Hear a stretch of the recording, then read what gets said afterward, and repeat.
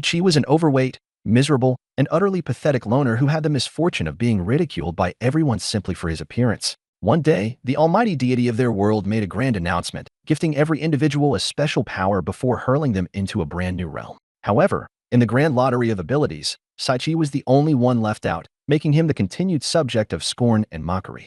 Once the mass teleportation took place, the deity lingered behind and granted him a unique skill, one that allowed him to consume a peculiar fruit, triggering an unbelievable transformation that turned him into an irresistibly handsome man who would later marry a goddess. As he stood at the pinnacle of his journey, he found himself questioning how his life had spiraled into such an unimaginable outcome. After being transported to this unfamiliar world, Chi was plagued by relentless hunger, enduring 5 agonizing days without a morsel of food or a drop of water. Just as he was about to collapse, he spotted a worm wriggling nearby and desperately reached for it. Before he could grasp it, something struck him on the head, and his blurred vision caught sight of an unusual fruit ahead. Analyzing it with what little strength he had left, the appraisal system identified it as the fruit of evolution. Skeptical, he figured it had to be some kind of scam, but his hunger left him with no choice. Taking a bite, he immediately regretted it and vomited. A mysterious voice echoed in his mind, announcing that the fruit's effects were now activated. Panic set in as he braced himself for what he assumed would be his last moments. But to his confusion, nothing seemed to happen. Wandering in search of more sustenance, Chi stumbled upon a group of monkeys energetically dancing around. Using his appraisal ability, he examined them but couldn't determine their exact level. The creatures eventually left their camp, revealing an abundance of fruits of evolution scattered around. Wasting no time, he gathered as many as he could and stored them in his inventory, along with the most potent recovery potions in existence. Meanwhile, his former schoolmates were assembled together, not one of them sparing a single thought for his existence. As the week passed, Chi continued consuming the fruits of evolution one by one, until only 2 remained. Just as he contemplated his next move, the omnipotent voice granted him even more power-ups. However, before he could relish in his newfound abilities, the monkeys returned, enraged that he had stolen their precious food. With astonishing speed, one of them lunged at him, knocking him to the ground. Struggling to recover, he hastily drank an elixir, but the monkey launched another furious attack, ready to devour him. Unfortunately for the beast, even the system itself seemed repulsed by Seichi's overwhelming stench. Okay, I get it. Great. Of course he's gonna eat me now. In a cruel twist of fate, his foul body odor proved lethal, instantly killing the monkey. In the aftermath, a treasure chest materialized before him, containing a book. As he flipped through its pages, the omnipresent voice echoed once again, declaring that his evolution had officially begun. The next thing he knew, his bloated, unsightly body was gone. Memories of his bones snapping and his flesh restructuring flooded his mind as he realized his transformation was complete. With his body now lean and refined, the system boosted all his skills by 1,000, elevating him to one of the most powerful beings in existence. Yet, despite all this, his level remained stuck at 1. Determined to progress, he set out to hunt monsters, eager to raise his level and advance through more evolutions.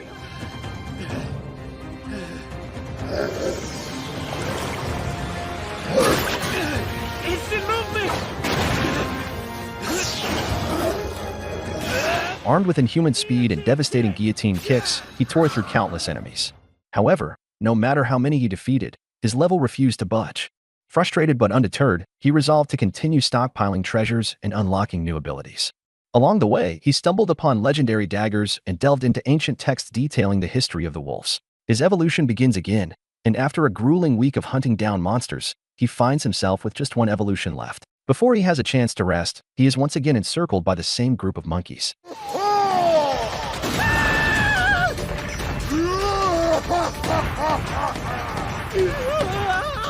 Hello, human. A towering red-furred monkey steps forward and challenges him to a fight. Chi, still exhausted, asks if he can just sit this one out, but the monkey immediately refuses, citing his hideous appearance as the reason he must fight. Using his appraisal skill, Chi examines the red monkey and realizes that it is an immensely powerful monster. Worse, he's completely surrounded, with no clear escape. Before he can react, Almost done. Say goodnight. Hey! Whoa! What are you doing? the red monkey slams a massive fist into the ground, sending shockwaves in every direction. Chi, however, effortlessly dodges using his insane speed. The monkey stares in astonishment, completely taken aback. This is the first time anyone has ever survived its opening attack. Up until now, every challenger had been weak and unimpressive. Seeing Chi stand his ground, the monkey is suddenly smitten with him. The battle rages on, and Chi attempts to launch a counterattack. But in an instant, the red monkey vanishes, only to reappear right in front of him. Dangerous. Tell me about it, gorilla! My turn. You ready? Delivering a devastating punch that sends him flying across the battlefield. The sheer impact nearly obliterates him, leaving him clinging to life with only a sliver of HP left. However, instead of finishing him off, the red monkey steps forward and introduces itself as Saria. Confused, Saichi questions why a massive beast like this has such a delicate-sounding name. He responds by swinging his weapon at her. Not again! But Saria effortlessly leaps into the air, praises his technique, Skilled. You really think that about me? and then dives back down in an attempt to end him for good. Realizing that his death is imminent,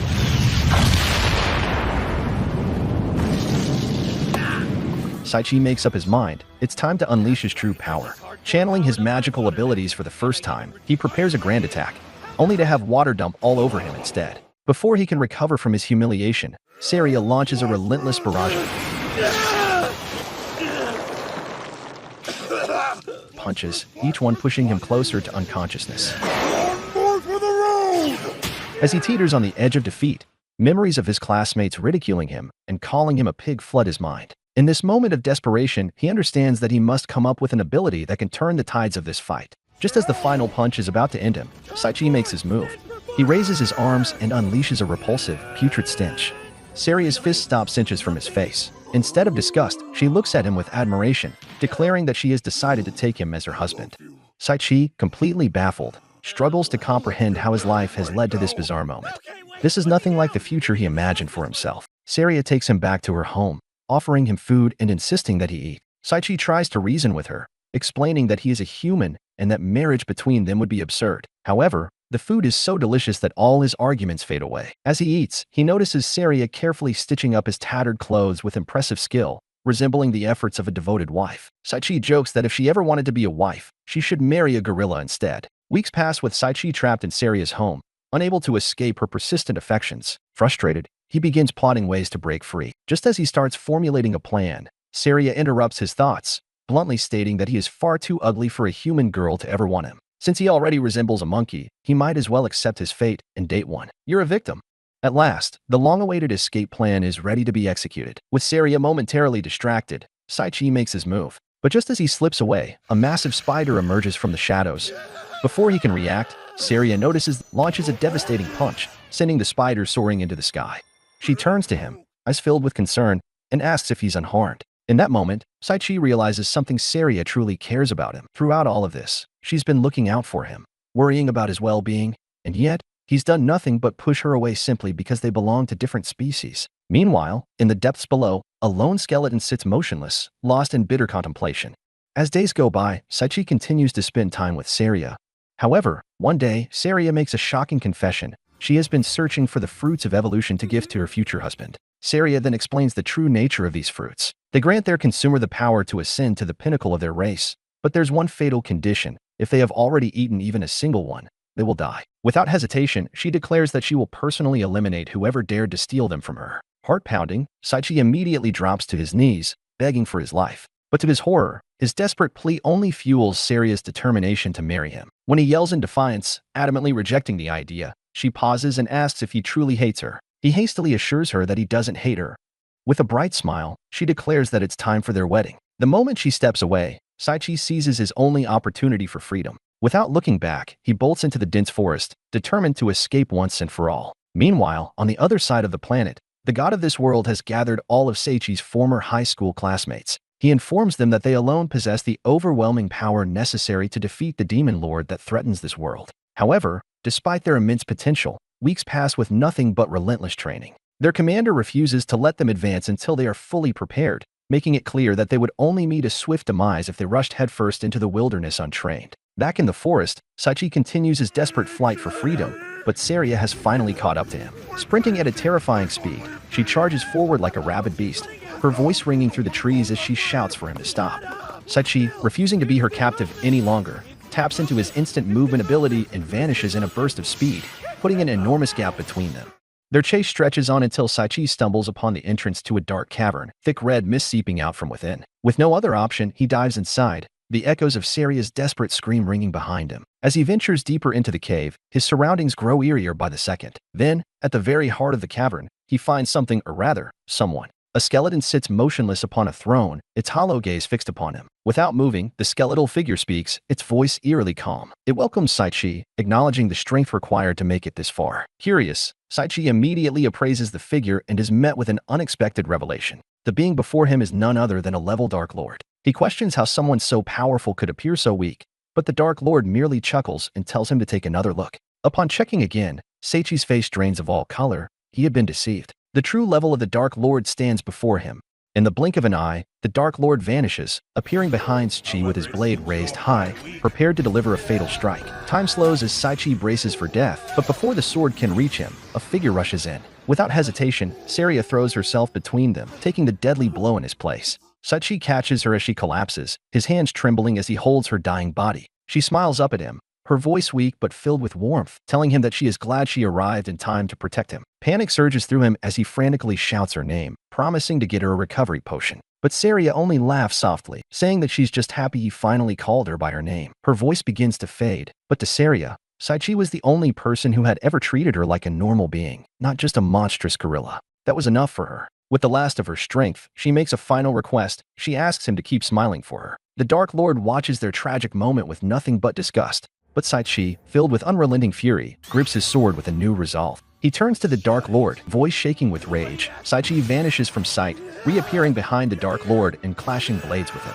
His body moves on its own, fueled by sheer emotion. He bellows that Saria was the kindest soul he had ever known, a girl more wonderful than he ever deserved. She was so kind and had the biggest heart that ever existed! Oh my, it sounds like you and that gorilla actually... As he fights, memories of their time together flood his mind. Every moment, every smile, every time she showed him kindness despite how he treated her. The realization crashes over him like a tidal wave, and in that instant, he shouts the words he never had the courage to say before, and as they do, a golden light envelopes her fading body. But Saichi has no time to process it. He conjures his magic, unleashing torrents of water at the Dark Lord, only for them to be devoured by the ominous void the skeleton commands. The Dark Lord sneers, telling Saichi to accept his fate, but Saichi refuses, his determination burning brighter than ever. With newfound strength, he vanishes once again, reappearing just before the Dark Lord and driving his blade straight through him. For the first time, the Dark Lord falters. A strange peace washes over his skeletal face, and instead of cursing Saichi, he thanks him. With his last words, he expresses gratitude for freeing him from this prison of loneliness. Before Saichi's very eyes, the Dark Lord's body begins to glow, and within the radiant light, he sees a vision of the Dark Lord reuniting with the one he had lost long ago. Together, they fade into the afterlife, finally at peace. With the battle over, Saichi rushes back to Saria, cradling her gently. She looks up at him with soft, tired eyes and whispers that she truly wanted to be his wife. Overcome with emotion, Saichi leans in, their lips meeting in a bittersweet kiss. Tears slip down her cheeks as she thanks him, her body glowing even brighter. And then, in the midst of that radiance, a miracle happens. When the light fades, Saichi stares in awe at the breathtaking girl before him. Gone is the form of the gorilla. Standing in front of him is the most beautiful woman he has ever seen. She rushes forward, throwing her arms around him, asking if he recognizes her. The realization strikes him instantly. She is Saria. The entire time, he had been with the most divine goddess imaginable, and he never even knew. Together, they sit and read the tragic tale of the Dark Lord, reflecting on his sorrowful past. Saichi sighs, remarking that, at the very least, they had managed to reunite him with his lost love. They approach the treasure chest hidden in the depths of the cave, and Saichi hands Saria an outfit to wear, ensuring she's properly dressed. The godlike announcer's voice echoes once more, granting Saichi even more power-ups. Curious, Saria asks him what rewards he's receiving. He grins at her, shrugging as he tells her it's simply a gift from the heavens. The announcer's voice chimes in one last time, delivering the final piece of information.